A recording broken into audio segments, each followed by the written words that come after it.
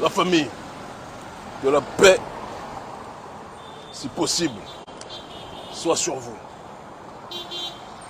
Content de vous retrouver, ce n'était pas prévu qu'on le fasse aujourd'hui, mais vous avez explosé notre boîte de messages par rapport à la situation qui se déroule actuellement au Gabon. Et étant donné qu'on ne peut pas répondre à tout le monde, d'autant plus qu'on est en train de préparer la nouvelle étape de notre tournée, une grosse tournée qui va durer plusieurs mois dans différents pays d'Afrique francophone, pas que francophone, anglophone aussi, lusophone et dans la diaspora. Il est important qu'on puisse répondre de manière synthétique sur certaines questions de fond que vous vous posez. D'accord? Donc en tout cas, heureux de vous retrouver, toujours heureux d'être à vous connecter, vous tous le savez. On a tous, hier, festoyé, pour diverses raisons, mais des raisons qui à mon sens étaient toutes des plus légitimes. En ce qui concerne la mise aux arrêts de Ali Bongo, qui avait objectivement plus sa place en soins intensifs qu'à la tête d'un pays aussi riche en ressources minières, mais aussi pauvre d'ailleurs sur le terrain social, en ce qui concerne le PIB par tête, disons les choses telles qu'elles sont, qu'est le Gabon. On a tous festoyé parce qu'à chaque fois qu'on voyait Ali se balader, on était honteux. Moi je ne sens pas gabonais, je me sens africain. Et donc, partout où notre peuple est, je me suis retrouvé, je me sens concerné. D'accord? Je vais au-delà des frontières qui sont évoquées. Et donc quand Ali Bongo, on le voit quelque part et qu'il se ridiculise, je me sens en tant qu'homme noir et en tant qu'Africain ridiculisé. Je suis solidaire du pays gabonais. Je suis solidaire de tous les pays d'Afrique noire. Je suis solidaire du monde noir dans sa globalité. Et c'est aussi ça, quelque part, notre responsabilité. Ça va mon frère, ça va bien? Et donc, par rapport à cette situation-là, le fait de voir Ali aux arrêts nous a réjouis. Le fait de voir Ali tomber et dire « make a noise », nous a fait rigoler. Ne nous mentons pas. Celui qui vous dit le contraire est un taquin qui n'est pas sincère. Mais une fois qu'on a passé ce stade, je pense qu'il est important aussi sur le terrain idéologique d'être le plus lucide par rapport à l'évolution des choses. On a lancé un avertissement hier qui me paraissait des plus courageux et des plus légitimes. C'est de dire, même si les indices montrent qu'il peut aller dans une mauvaise direction, prévenir le frère en ensemble. Prévenir le frère, le général Oligui, qui est le nouveau président de la transition, que s'il est dans une démarche de suivre la voie d'Assimi Goïta, et quand on dit suivre la voie d'Assimi Goïta, c'est pas systématiquement dire il faut qu'il aille du côté de la Russie. Ceux qui disent ça n'ont rien compris au combat géopolitique. On parle de la nécessité de couper, de finir, de cesser les accords de coopération avec la France, de mettre aux arrêts les pilleurs total, de mettre aux arrêts Merabé qui est le premier profiteur, d'accord, le premier exploiteur du manganèse. Il ne faut pas oublier que le Gabon, qui est un pays pourtant pauvre, quand on voit les conditions de vie des citoyens gabonais, mais c'est un pays extrêmement riche en ressources minières. C'est le premier producteur mondial de manganèse. Et c'est l'entreprise française Merabé, si je ne m'abuse, qui gère justement le manganèse là-bas et qui évidemment ne redistribue pas de manière équitable, de manière digne, les ressources de ce côté-là. Et donc on a dit, Général Oligui, tu prends le pouvoir, mon cher frère, les premiers signaux. Ça va bien mon frère? Après, d'accord? Il n'y a pas de souci, on est ensemble. Après. Écris-moi sur les réseaux sociaux, je suis en train de faire un live là. Ce sont les joies du direct. Ça va? On est ensemble. Et donc je disais que, à partir du moment où le général Oligui prend ses responsabilités, il doit être dans une démarche de tout faire pour couper les connexions avec toutes les entités qui caractérisent la France-Afrique.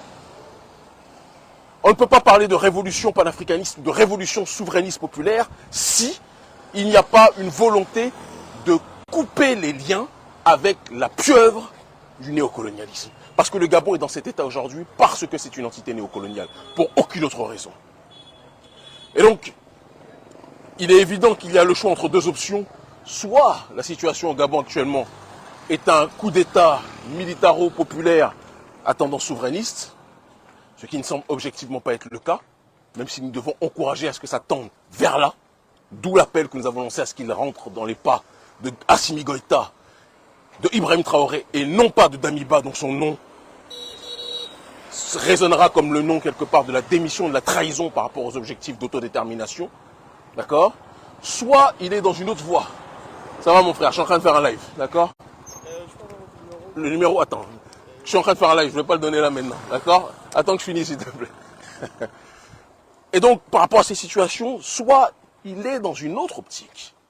Et le coup d'État du côté du Gabon est un coup d'État qui en réalité est une querelle familiale dans le Haut-Ogooué, d'accord, à l'intérieur du clan Bongo, entre le clan d'Ali Bongo et de sa femme blanche Sylvia Bongo, sa femme française Sylvia Bongo, et son fils Noureddine, et de l'autre côté, le clan de Pascaline Bongo, le plan d'Omar Denis Junior Bongo, et de leur ami, de leur homme fort, Brice Oligui.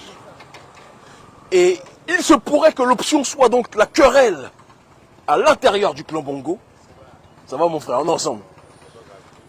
La querelle à l'intérieur du clan Bongo avec le parrainage, l'accompagnement, l'adhésion silencieuse de l'oligarchie française qui contrôle tellement sur le terrain sécuritaire de Gabon que personne ne pourra me faire croire que les services français et que l'armée militaire française n'étaient pas au courant du coup d'État qui se préparait. Vous noterez d'ailleurs, je pense que c'est très important qu'on puisse le rappeler, le préciser, vous noterez d'ailleurs que à aucun moment les autorités françaises ont appelé leurs ressortissants à quitter le Gabon, comme ça a été le cas au Niger, comme ça a été le cas dans bon nombre de pays. Remarquez. Vous noterez d'ailleurs que l'Union européenne n'a pas appelé non plus. On est ensemble. Ils finiront par comprendre. Vous noterez aussi que l'Union européenne donc n'a pas ramené. Mon frère, je suis en train de faire un live. Tu ne peux pas me demander mon numéro en même temps. Non, je ne le connais pas par cœur. Attends, s'il te plaît. S'il te plaît. S'il te plaît. Je vous donnerai les numéros après. Bonjour, mon frère. Ça va? On est ensemble. Merci, merci, mon frère. Merci. Ça va, ma soeur? Merci. Ah là là. Parfois, j'aimerais être comme les dirigeants corrompus que le peuple n'aime pas, comme ça on ne nous salue pas. Je rigole.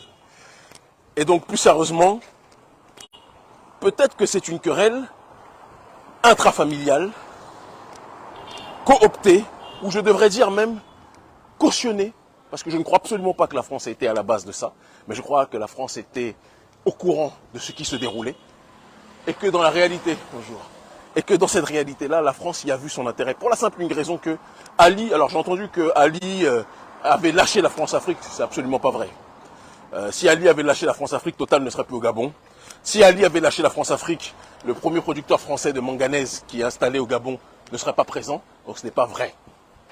Ali était toujours avec la France-Afrique, mais Ali, sentant que la France-Afrique le trouvait encombrant, avait décidé de diversifier les partenariats et d'accentuer le processus du multilatéralisme, notamment avec des pays occidentaux autres comme l'Angleterre, la Grande-Bretagne, comme les États-Unis, en plus de son partenaire historique, qui datait depuis longtemps, qui était la Chine. D'ailleurs, le fils d'Ali, Nourdine, était très proche en ce qui le concerne de la Grande-Bretagne. Il était dans la finance là-bas. C'est peut-être là-bas aussi qu'il a engendré et accéléré son processus de trafic de drogue. Elle est belle, la famille. Et donc, soit on est dans un coup d'État intrafamilial, dans le Haut-Ogooué, validé, préservé, protégé par la France-Afrique, pas engendré, mais validé. La nuance est de taille, parce que toujours dire que c'est le blanc qui est derrière, moi à un moment donné j'ai du mal aussi. Je pense que c'était un problème interne à la famille.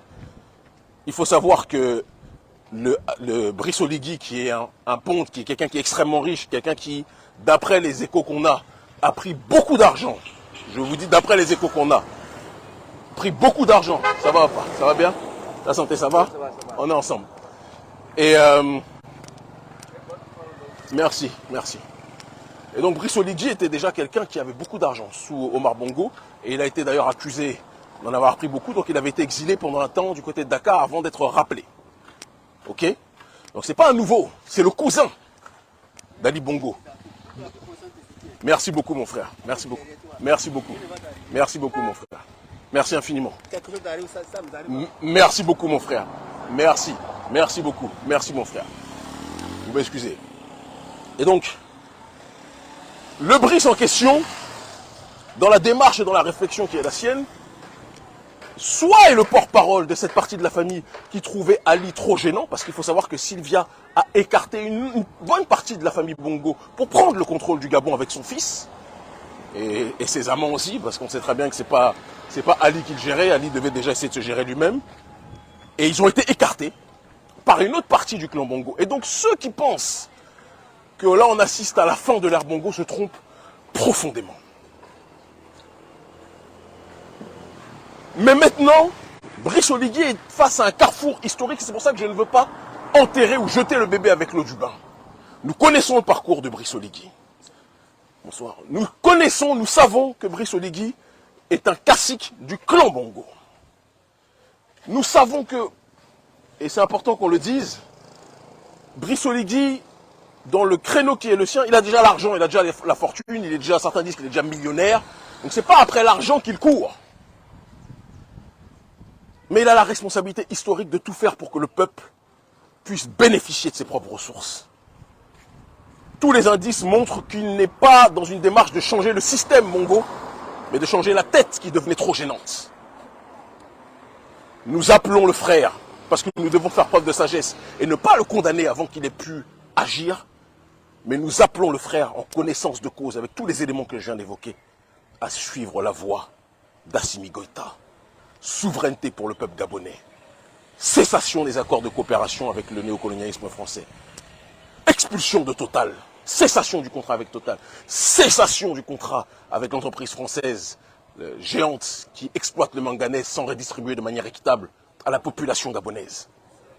Il n'y a que comme cela, j'insiste, il n'y a que comme cela que l'on pourra être dans une direction d'évoluer correctement.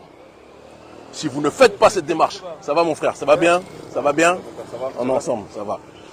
Si, soit... Mon frère, je suis en live, fais ta photo rapidement là. Soit, mon cher frère Brice Oligui, tu agis dans cette direction, auquel cas on te soutiendra. Cessation totale avec la France-Afrique. Mais si tu ne le fais pas, mon frère, à l'intérieur du Gabon et à l'extérieur, les choses iront dans une direction qui ne sera pas bonne pour toi. Nous sommes tout cuits et nous avons les yeux ouverts par rapport à cette situation. Fais ta photo comme ça, j'avance, frère. C'est bon? Vas-y, vas-y. C'est à cause de lui qu'on est en train de faire la pause. Voilà. C'est bon? C'est bon. C'est bon? Ok, c'est bon. Ok. Non, je suis en live, donc je ne peux pas te donner le numéro de téléphone. Ok? On est ensemble. Ok, c'est bon? On est ensemble. Mon cher Brice. Mon cher Brice. On est ensemble. C'est bon? On est ensemble. Merci beaucoup. On est ensemble. Beaucoup de courage. On va changer ce pays aussi. Au nom de Dieu. Je te le dis. Allez. On est ensemble. Mon frère, je ne peux pas te donner le numéro alors que je suis en live. C'est bon? Ok. Ils commencent tous à comprendre. Attends. Les frères, vous me pardonnez, les frères et sœurs. J'ai un papa et je ne peux pas refuser qui me... Voilà. Tu notes ici discrètement et tu me donnes le téléphone. Qu'est-ce qui tombe pour toi? C'est une carte de visite, c'est pas la mienne. Attends. Ah, d'accord. Hop. Donc Brice, tu as une responsabilité historique, mon frère. Sache que si tu coupes les contacts, si tu coupes les liens avec la France-Afrique, non seulement nous allons t'accompagner, mais on va te donner tout l'agenda que nous avons dans ce cadre de la multipolarité. Le monde ne se résume pas à l'Occident. Le monde ne se résume pas à la France. Il y a bien d'autres contacts qui peuvent être effectués et avec lesquels on peut avancer. Nous revenons d'Afrique du Sud. Nous avons vu un certain nombre de pays qui sont potentiellement des puissances partenaires et qui ne seront pas dans une démarche de nous piller. C'est bon? On reste connecté, papa. Merci beaucoup, merci. Et donc, il faut méditer sur cette question-là.